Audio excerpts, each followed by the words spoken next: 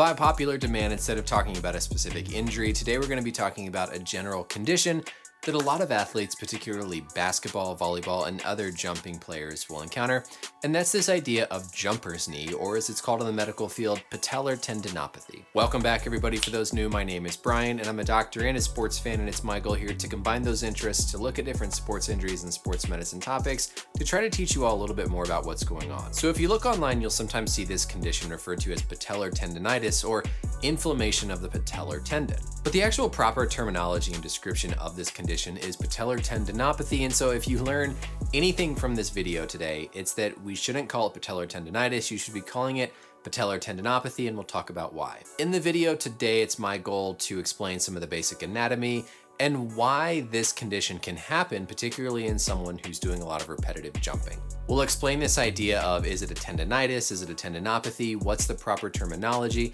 and then we'll kind of talk about some brief ideas behind the treatment of this condition. As always, hit that subscribe button if you want to see more of these videos and stay up to date, and let's get started. To get our anatomy out of the way here, pretty simple.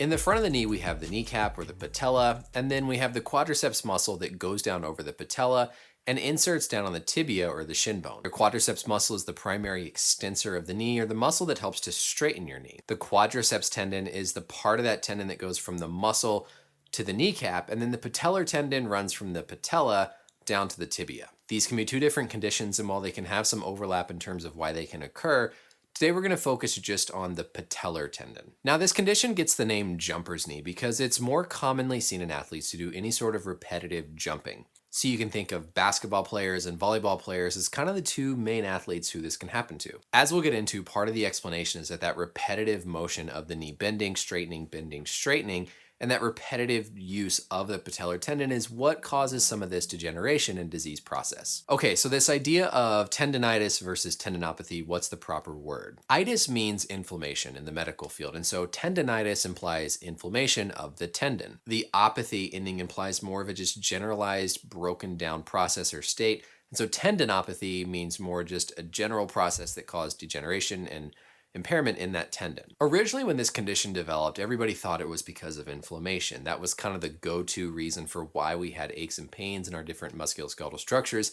And so we called it tendinitis, thinking there was inflammation in the tendon. Fast forward to some more recent studies, kind of in the late 90s, 2000s, where they started to look at these damaged tendons under a microscope at the actual cells that were there, and found that there really weren't any inflammatory cells. So all of a sudden there was this big shift away from calling it a tendinitis, and they instead started using this word tendinosis. Tendinosis means just that general breakdown process that we can see microscopically, and ultimately this evolved to just a generalized tendinopathy to explain the degeneration and breakdown in that tendon. Now, it's getting a little bit more tricky nowadays because while there aren't very many cells with inflammation present in these damaged tendons, we do see different chemicals and compounds that are involved in kind of that whole inflammatory process.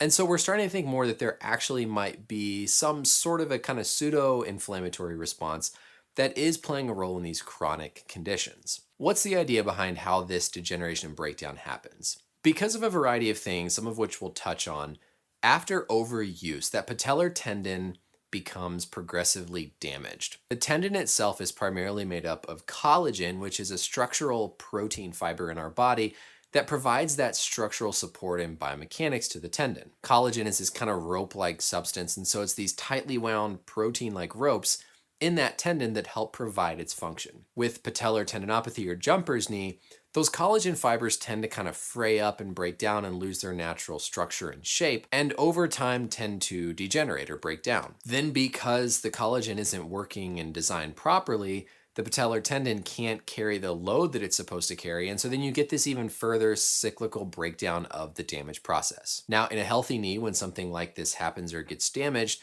we have an inflammatory response and cells that come in to repair those collagen fibers and repair that structure. But sometimes in the case of a chronic disease like this jumper's knee, that process never gets completed or finished, and so you end up with this just chronic state of the tendon structure being broken down. As anyone who's had jumper's knee knows, it's also really painful. The thought behind why you get pain is as part of this degeneration process, a lot of new blood vessels tend to sprout and form up in that painful area. Along with the blood vessels comes nerves, and those nerve fibers are what are thought to cause part of the pain response with patellar tendinopathy. Let's talk next about the different risk factors and thought behind why this might occur. The patella sits in a very specific groove as it goes across the femur.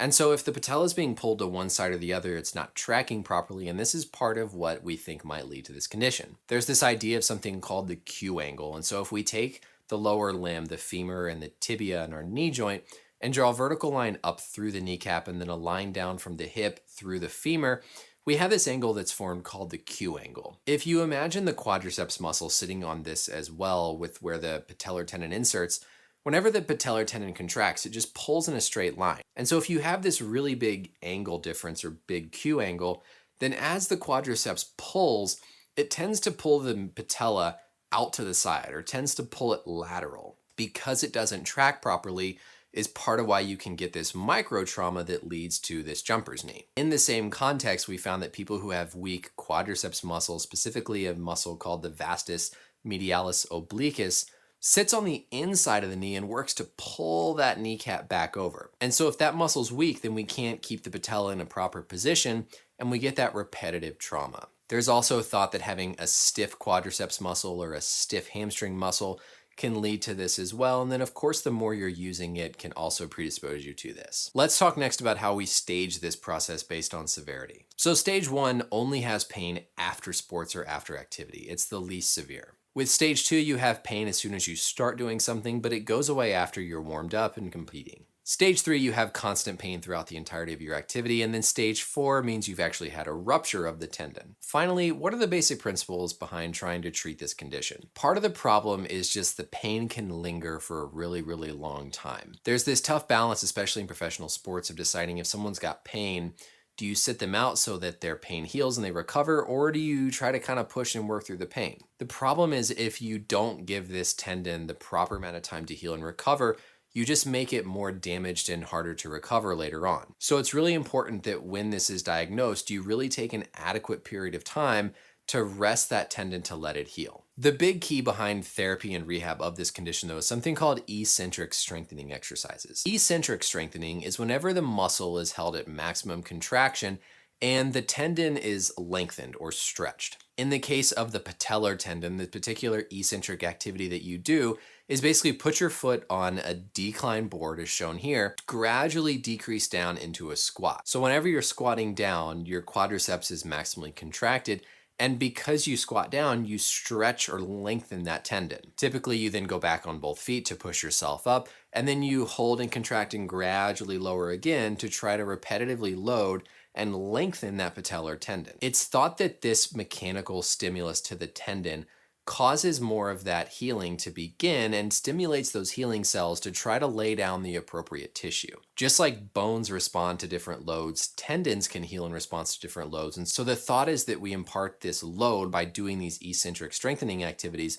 and that stimulates these cells to regenerate and kind of heal that tendon. And that's really the mainstay of how we treat this condition. Sometimes people will take anti-inflammatory medications. There's other injections like PRP or platelet-rich plasma. There's some newer ultrasound techniques that can go in and try to actually break up that damaged tissue in the tendon. And then if all else fails, people will actually go to surgery. What they do in surgery is they go in and actually debride or try to clean up all that diseased, damaged tissue in the tendon, and then also stimulate that healing response to take back over. One thing we don't do for patellar tendinopathy is steroid injections because we know that it actually can, over the long run, hurt the overall health of the tendon. Finally, everybody calls this jumper's knee because it's people who are jumping a lot. But the interesting part of a lot of recent research is actually saying that maybe we should call it lander's knee. Whenever our body has jumped up in the air and we come down and land, there's a lot of important biomechanical function in the muscles and ligaments and soft tissues in our legs to distribute all that load evenly and ensure proper safety for tissue structures when we land. Some research has been done looking at people who have patellar tendinopathy or findings on imagings to suggest patellar tendinopathy and comparing their biomechanics of how they land. And interestingly, they have found some differences between the way that people land that might be present in people who have patellar tendinopathy. This is kind of part of the next frontier of prevention research that's being done, is to look at how people are jumping and landing to find these patterns that predispose athletes and then correct them ahead of time. So that's it, everybody. Thank you as always for watching. I hope you learned a little bit more about this idea of jumper's knee, and please don't call it patellar tendinitis, call it patellar tendinopathy. Let me know as always any comments or questions below. And until next time, thanks for watching and we'll see you later. Bye.